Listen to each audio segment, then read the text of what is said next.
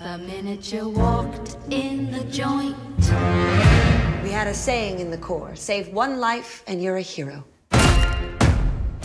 Save 100 lives. Well, then you're a nurse. Finn, Edmund has done some awful stuff, which we see very early on in the series. What is it like to film a total bloodbath? There's a lot of the bloodbath that is a lot of technical stuff. There's a lot of stunt work. There's a lot of precision involved. So it sort of sneaks up on you sometimes once you finally yell action after having done all this prep, and then suddenly you're like thrown into this incredibly violent act. It can be fun. It can definitely be fun, but it's also I'm not the kind of person that really loves inflicting violence, and so it is one of the few times when it can start to wear on you a little bit. And I kind of feel like sometimes the murderer is like a little more emotional by the end of the day than the people getting murdered. Because I think generally actors kind of like getting killed, like it's fun, but inflicting pain can be a little harder to stomach.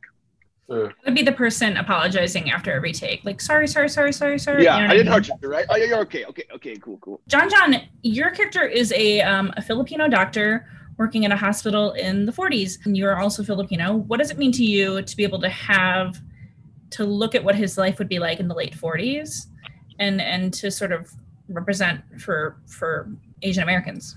I think that helped a lot for me when I found out that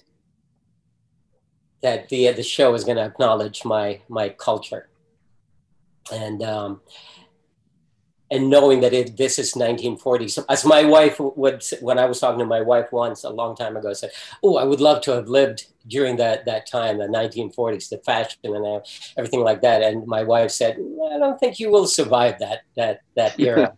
Having that in mind, I think the character has a lot to prove. He has a chip on his shoulders. He knows he's brilliant. He knows that he's capable of helping people. And he honestly wants to do that. And he knows that he can. And that's why he's prepared to do what is even considered barbaric. The methods that he used are questionable sometimes.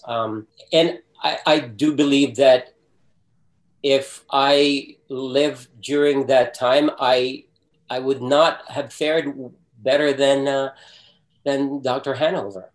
Yeah, well, hopefully a little better, because he meets. Well, I don't want to spoil anything, but hopefully a little better.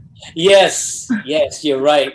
You guys are both Broadway guys. Like, you've both done stage acting. What would Ratched the musical be like?